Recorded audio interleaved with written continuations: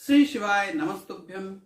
मित्रों, ये जीवन जो है भव सागर जिसको कहते हैं, हम अपने यहाँ पे मनुष्य योनि में जन्म लिए हैं, लेकिन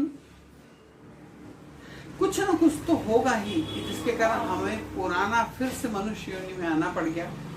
कहीं ना कहीं कोई ऐसे कर्म हमारे रह गए जिनको सुधारने के लिए मनुष्य योनि मिल गई है कि जिससे हम पूर्णतः मुक्त हो जाएं और ईश्वर में विलीन हो जाएं। तो मित्रों, इसलिए हमें सब चीज जो हम दुनियादारी जो हम कमा रहे हैं, व्यवसाय कर रहे हैं, जो भी हम कर रहे हैं, लेकिन तब भी हमको रोज ईश्वर में आस्था रखते हुए अपना कुछ समय ईश्वर आराधना में, भगवान की पूजा पाठ जप में जरूर निकालना चाहिए। जिस प्रकार से मैंने इसकी कौन सी माला से क्या जप करना चाहिए, कौन सी माला से कितने मनकों का जप करना चाहिए, ऑलरेडी मेरे यूट्यूब में है, पहले से अपलोडेड है। एंजल नंबर, मैनिफेस्टेशन में हर पारिवारिक जीवन और व्यवसायिक हर प्रकार के जीवन के कुछ न कुछ समस्या को लेके और उसके कैसे निवारण हो उसके ऊपर मैं जरूर ये वीडियो लेके आता हूँ। और सबसे बड़ी समस्या तो रहती है कि लोगों की कि भाई धन, पैसा, सबको कहीं ना कहीं कुछ ना कुछ कमी महसूस होती रहती है। लोग कितना भी कमा लेते हैं, उसके बावजूद भी उनके मन में एक लालसा रहती है कि और। तो मित्रों, इसी के लिए और हमको अपने कर्मों को काटना ही पड़ेगा। और थोड़ा सा वीडियो को बताने के लिए, मूल पॉइंट पे आने के लिए थोड़ा सा एक विवरण देना बहुत जरूरी है। हमारा जो जीव आत्मा है, जैसे आप देखते हैं कि बड़े बड़े संत महात्मा, उनके अंदर एक विचित्र सी आभा मंडल, एक विचित्र सा शांति अनुकूल होती है। जब हम उनके पास जाते हैं, बैठते हैं, उनको सुनते हैं, तो एक बहुत आत्मीय और बहुत सुखद अनुभव जो हम लोगों को होता है, वो उनका आभा मंडल है जो हमारे को प्रभावित करता रहता है।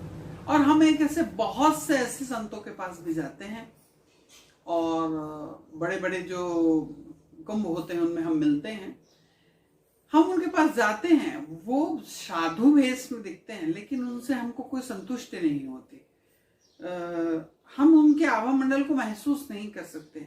ये हो सकता है कि हम लोग उस अनुकूल ना हो, ये भी हो सकता है, लेकिन तब भी कोई भी व्यक्ति कुछ बोलता है तो आप उसको सुन के, समझ के, और धर्म के उसमें तीन ही पैर पे खड़ा हो गया है। देख कर, छू कर, सुनकर और बुनकर। देख कर, जब हम किसी चीज को देखते हैं तो उसको बोलते हैं हाँ भाई ये है। छू कर, हमने उसको छू लिया, सुन लिया, उसके बारे में क्या क्या कर सकता है, फिर बुन लिया। अपने दिमाग में हमने उसके बारे में सोचा मेरे क्या काम का है। तो धर्म में कोई भी चीज को जानने के लिए, समझने के लिए 4 चीज जरूरी है: देख कर, छू कर, सुनकर और बुनकर। तो इनमें से अगर 1-2 चीज मिस हो जाए तो व्यक्ति क्या मालूम होता है कि एक शंका बताता है। और धर्म के क्षेत्र में हम देख नहीं सकते और छू नहीं सकते, हम सुन सकते हैं और बुन सकते हैं। हम भगवान शिव की आराधना करें ऐसा, तो इसमें ये फल हो सकता है। हमने सुना और बुना, मैं करूंगा तो क्या मुझे होगा, हम उसके बारे में सोचते हैं, अगर मैं करूंगा तो हो सकता है मुझे हो। लेकिन मित्रों, जो धर्मशास्त्र है ये लाखों करोड़ों लोगों का अनुभव है और अनुभव के आधारित ये लिखे गए हैं कि एक कार्य करने से इस फल की प्राप्ति होती ही है। जैसे मनकों की माला के ऊपर भी हमने वीडियो डाला है कि आप इन मनकों से इतने मन दाने के माला जप करेंगे तो आपको क्या चीज की फल की प्राप्ति होगी। जैसे ही हम भगवान की परिक्रमा करते हैं तो हमको कितने फल की प्राप्ति होती है, क्या फल।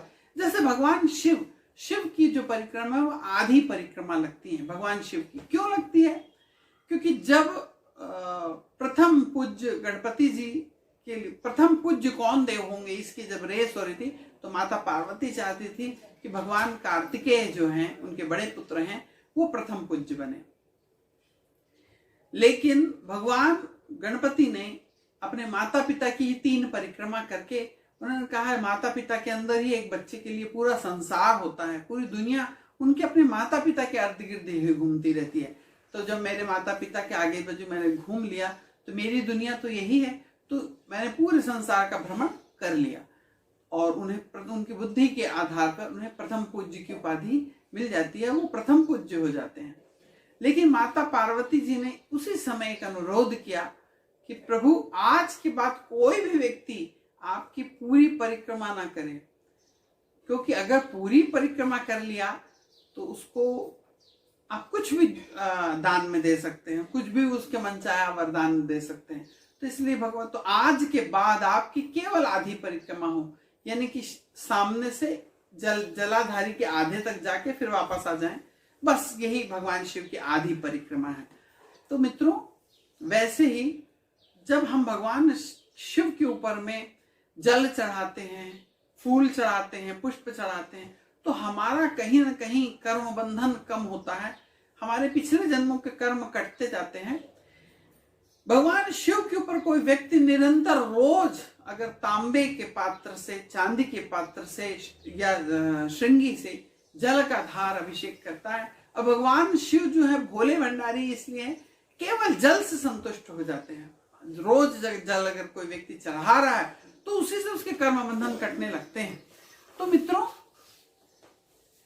तो भाइयों, ये जान लें कि भगवान शिव के ऊपर अगर आप पूर्ण श्रद्धा और भाव से एक जल का लोटा भी अगर मंत्र से श्री शिवाय नमस्तुभ्यम, ओम नमः शिवाय, या कोई भी शिव मंत्र जो आपको पता हो, उससे अगर आप जल चढ़ाते हैं तो भगवान भोले उतने में ही संतुष्ट हो जाते हैं। कभी कोई व्यक्ति अगर पहुंच भी गया, ब्रह्मा जी ने रोक दिया कि नहीं, इसने गलत कर्म करके आया है, रुको, इसके कर्म का फल मिलना चाहिए, और नाना प्रकार से आच्छादित होने लग जाते हैं। बहुत सारी चीजें उनके ऊपर, सब लोग कहने लगते नहीं नहीं नहीं, ये तो गलत काम किया, इसने कुछ गड़बड़ किया, कुछ गड़बड़ किया, देखो, छानबीन चालू हो जाती। भगवान शिव कहते हैं कि भैया, जब ये रोज मेरे ऊपर जल चढ़ाता था तो मैं भी धीरे धीरे घसने लग जाता था, धीरे धीरे मेरी शिवलिंग भी छोटी होने लग गई। इसी प्रकार से जब इसने मुझे जल की धार मेरे ऊपर डाला, इतने बार जल चढ़ाया, तो इसके कर्म भी तो कुछ कम होंगे, इसकी जो किए गए कर्म है वो धुलेंगे। तो जो पेपर्स जो आपने पुराने पिछले जन्मों से कुछ कर्म गलत धोखे से जान के किसी कारण से किए हो, वो भी तो कम होना चालू हो जाएंगे। तो इसलिए मित्रों, भगवान भोलेनाथ इसलिए बहुत दयालु हैं। अगर आप उनकी आराधना पूरे विश्वास के साथ करते हैं और जगत जननी माता पार्वती की आराधना कर आप करते हैं, तो निश्चित ही आपको फल की प्राप्ति होती है।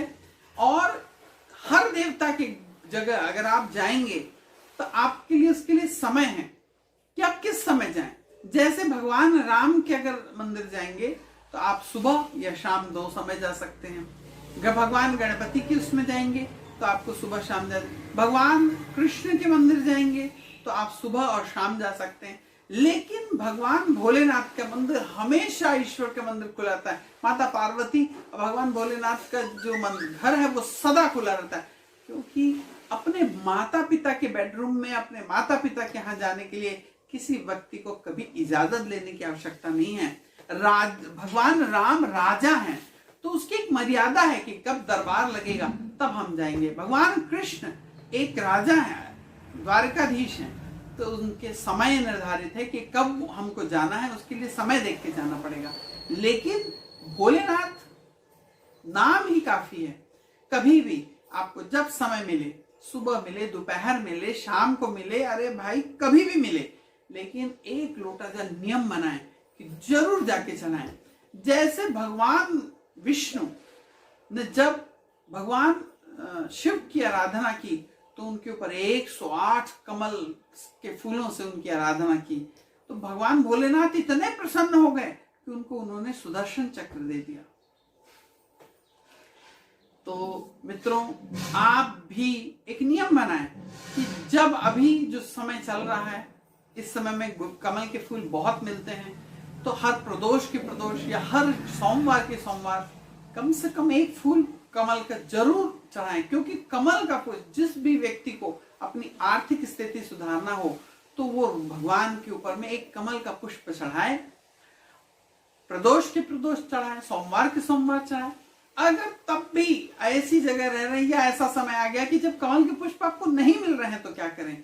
तो उस जल के कटोरे में एक कमल गट्टा डाल लें और उस जल को आप भगवान को अगर अर्पित करते हैं तो भी वो भोलेनाथ हैं, वो जरूर आपके किए गए पिछले, कभी ऐसा होता है कई लोग हमारे पास आते वो कहते हैं मैं इतना पूजा पाठ करा तब भी कुछ नहीं हो पाया, तब भी सुधार नहीं हो पाया।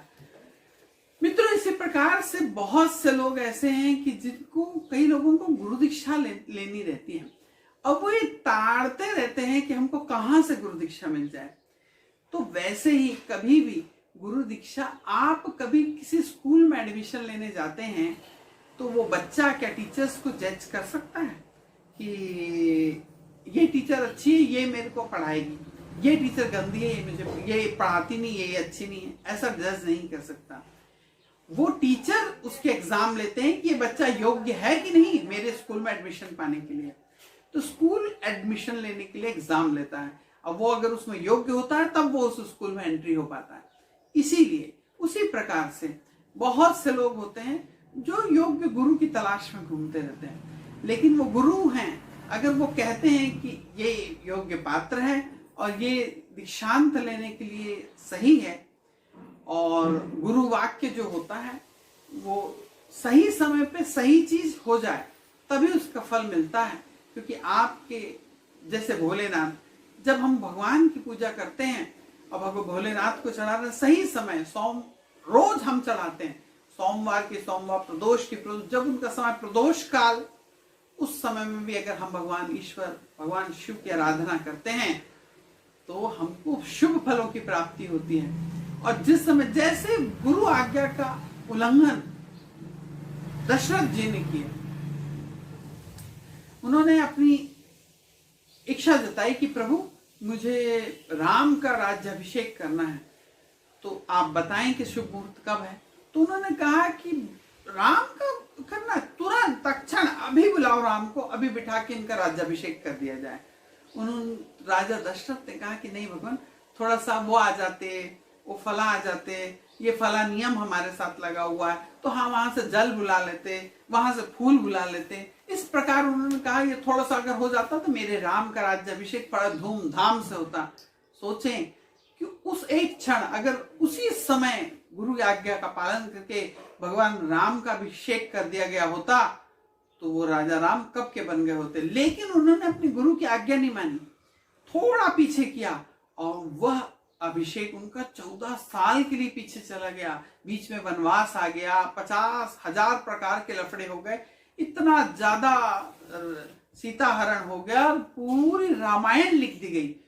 तो समझें कि सही समय पे किया गया का। तो इसलिए शिव आराधना के लिए कोई समय सही ढूंढने की आवश्यकता नहीं है।